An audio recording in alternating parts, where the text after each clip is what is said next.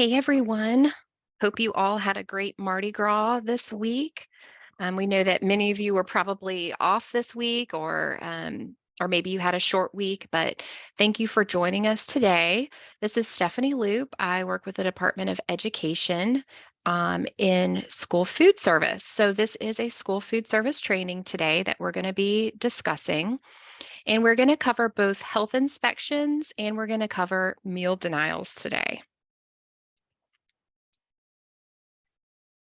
Schools that serve meals under the National School Lunch Program and School Breakfast Program are required to maintain proper sanitation and health standards as mandated by state and local laws and regulations. Health inspections are a critical part of a strong food safety program. The Child Nutrition Reauthorization Act of 2004 implemented the requirement for a food safety program based on hazard analysis and critical control points, what we refer to as HACCP principles, for school nutrition programs. Since that time, important policies and procedures have been developed, trained on, and implemented, focusing on providing safe food. Schools that serve meals under the National School Lunch on this slide, we have a video here, if I can get it to play. Eat Safe Louisiana is a portal operated by the Louisiana Department of Health where you can go and view your food safety inspections once they've been uploaded. And it does not look like it's going to allow me to play the video here. So let's discuss 4 important requirements. SFAs must request 2 food safety inspections from the state or local governmental agency responsible for food safety inspections each school year for each school. Publicly post the most recent food safety inspection and make a copy of the inspection report available upon request. Implement a food safety program based on hazard analysis critical control point principles, or HACCP, and report annually the number of food safety inspections conducted at each site to the Louisiana Department of Education. The Reauthorization Act of 2004 increased the number of required health inspections from 1 to 2 per year for sites participating in the National School Lunch Program. Next, let's talk about how you can access this on the Louisiana Child Nutrition Program website. First, you'll want to connect to the internet and then open your browser and you'll go to http cnp.doe.louisiana.gov. You'll put that in the address bar. Then you will click sign in the upper right-hand corner of that screen. From there, you will click on CNP Web, and that's going to take you back to the login location where you can log into our website. So from here, you'll put in your username and password. You'll click on the green School Food Service tab, and then on the left-hand column, you'll look for Site Health Inspection. And this is how you will go about adding a site health inspection. In this example, we're going to add an inspection date for Branch Elementary School. So the first thing you're going to do is you're going to click the plus sign next to Branch Elementary School. And if you know the date of the inspection, you'll click yes from the drop-down list and then click OK. And hopefully you do know the date. From there, you're going to select the calendar to insert the site inspection date, or you can also type the date into the date field. When typing the date, don't add zeros to the front of the numbers, because if you do, the information may not save.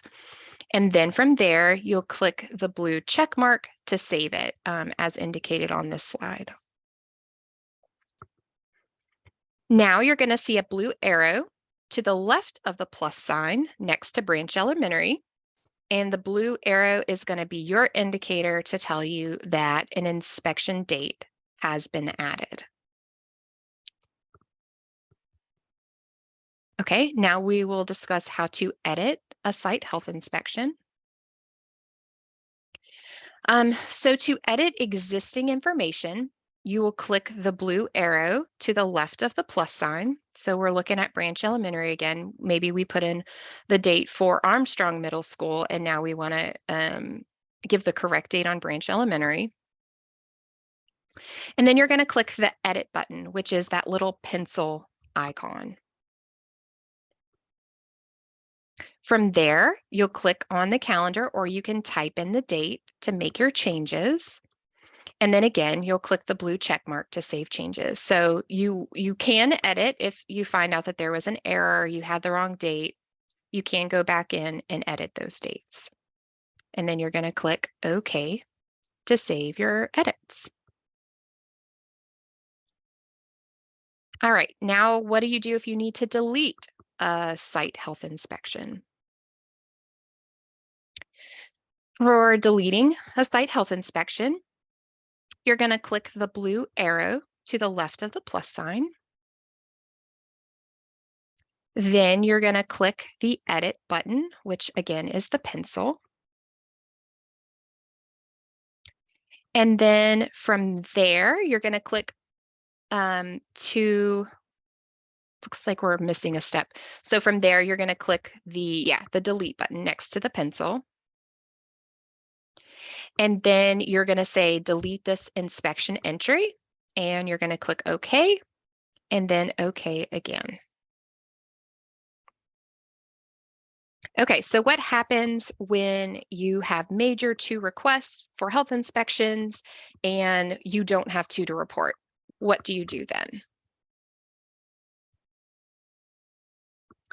You're going to go in and click the plus sign next to the site or sites that need a reason why an inspection wasn't conducted. Then you're going to select no from the drop-down list and then click OK. So do you know the date of the inspection? If it didn't occur, you're going to say no and then click OK. And then you're going to select the reason from the drop-down list. So I think these are your options here. The site closed. The site shares a cafeteria with another site. The site did not serve meals, or an inspection was requested but not conducted, and you have a letter and a date on file. So you will select something from that option, and then you will click the blue check mark to save.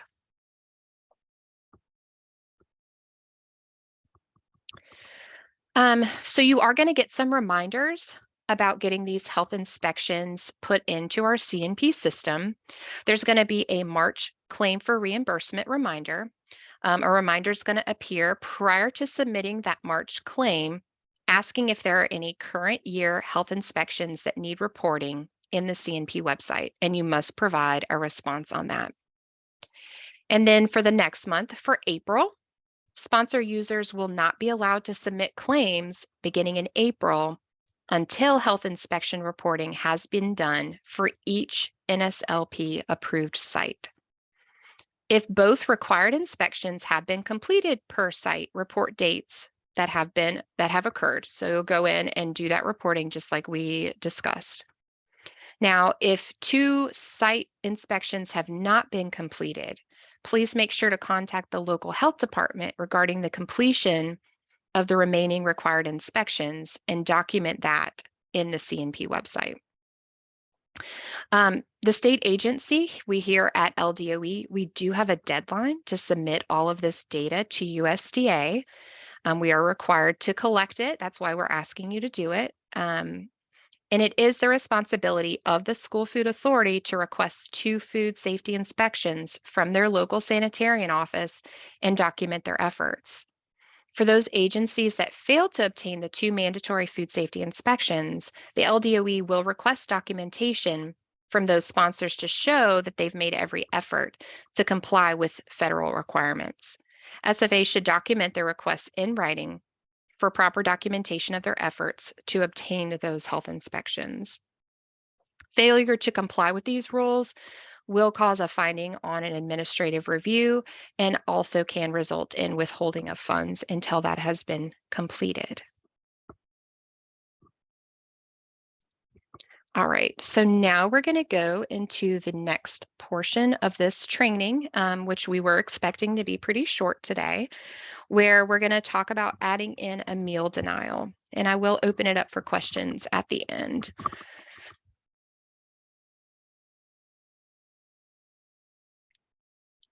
So we're going to talk about an overview of adding meal denials, clarifications, how to add the meal denial, and then how to delete the meal denial. So let's talk a little bit about Louisiana legislation that's related to this. If a public elementary school governing authority adopts a policy of denying a scheduled meal to a child, Louisiana Revised Statute 17192.1 requires implementation of the following procedures. You must provide notification to the parent or guardian and verify that the child does not have an IEP that requires a meal prior to withholding a meal. You must provide a sandwich or a substantial and nutritious snack as a substitute for the denied meal. You must contact DCFS to report the family for failure to pay upon the third instance of a child being denied a meal during a single school year. You must ensure compliance with the non-discrimination provisions of Louisiana Revised Statute 17195. And you must document each instance that a child is denied a meal to be provided upon request by the agencies listed in the legislation. And you can refer to the legislation for a complete description of these requirements. So for some clarifications, in the state of Louisiana for these purposes, for this revised statute, this refers to public elementary school children. And in the state of Louisiana for these purposes, public elementary school grades are pre-K through 8th grade. So I know with our USDA requirements, 6th to 8th is sometimes considered middle school. But according to this meal denial revised statute, we are talking about pre-K through 8th grade for any meals that are denied to students. Per Louisiana Revised Statute 17192.1, it does not prohibit the school from charging the student for the sandwich or substantial snack provided, even though it does require you to provide one. And providing a snack as required by Louisiana Revised Statute 192.1, if a meal is denied, would not be considered a violation of any confidentiality provision. So, you know that we pay close attention to relaying statuses of children, and we want to prevent overt identification. However, providing a snack in this instance is not going to be a violation of any confidentiality provision. So again, you're going to go to our CNP website, which is cnp.doe.louisiana.gov. You're going to log in. You're going to go to your green tab, and then you're going to go to the left-hand column and click on Meal Denials, which is just a couple down from Health Inspections.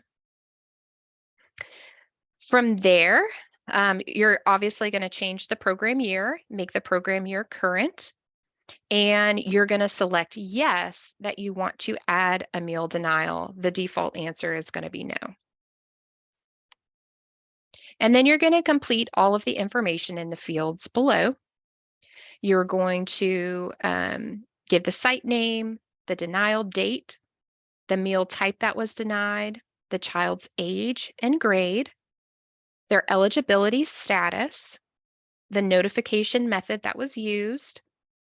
And then if it's the third instance, you will need to refer to DCFS.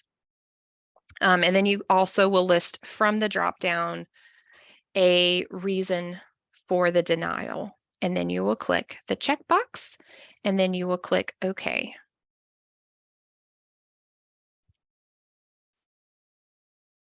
So here's a little bit more information on what we're asking for. Your sites should populate, and you should be able to select the site for your school system from the drop-down list. The denial date does mean the date that the child was denied a meal. The meal types that you can select would be breakfast, lunch, or snack from that drop-down list. The child's age is the age of the child who was denied a meal and the grade that they are in. Their eligibility status would be free, reduced, or paid. Although I would think if they are free that they would be receiving meals. And then your notification method.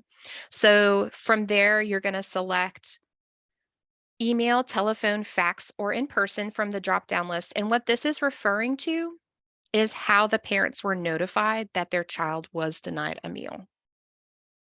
And then refer to DCFS, you're going to click that checkbox if the Department of Child and Family Services was notified due to it being the third instance of that child being denied a meal. For denial reason, you're going to select no funds, unpaid balance, or no funds or unpaid balance from the drop-down list. If you need to delete a meal denial, you can click the X, the red X that's on the far right column of that table in our C&P system. Then you would click OK to, are you sure you want to delete this record? Okay. And then meal denial deleted. And then you would click again, okay. All right. That is the end of our presentation on putting in health inspections and meal denials into our C&P website. If you have any questions, you can go ahead and start putting them in the chat. But as always, one of the best ways that you can reach us is by emailing childnutritionprograms@la.gov.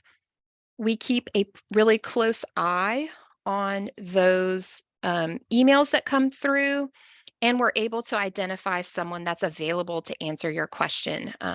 So if somebody's out in the field, you may not know, or it may be a couple of days for someone to be able to get back in the office and catch up on emails. So this is just a really good way for you to reach us. You can also call 225-342-9661.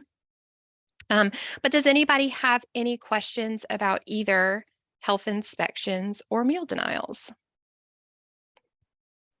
So we have a question, does the revised statute 17192.1 apply to all students or just K through 8? So for meal denials, it's only applying to K through 8. Now, I would have to read the entire revised statute to tell you if anything else in it applies to 9th through 12th, but this specific meal denial presentation only applies to pre-K to 8. Great question. Anything else?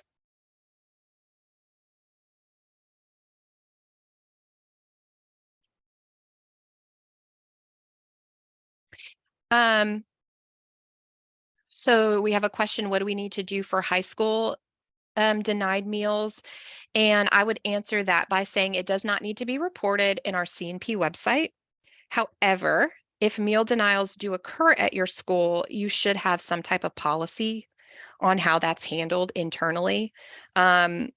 Some systems decide that, hey, we're going to give a substantial snack to any child, a 9th through 12th grader who isn't able to pay for their meal on a specific day. But in terms of our purposes, nothing needs to be done in our system. You just need to follow your school system's policy on how to handle meal denials for high school students. I will also mention that children should be given the option any day to pay for a meal. So even if a child has a meal debt, if they come to the line and they have means to pay for a meal on that particular day, they can't be denied a meal. So if on a Tuesday, they bring in the correct amount of money for their meal, then they should be provided that meal. Any other questions?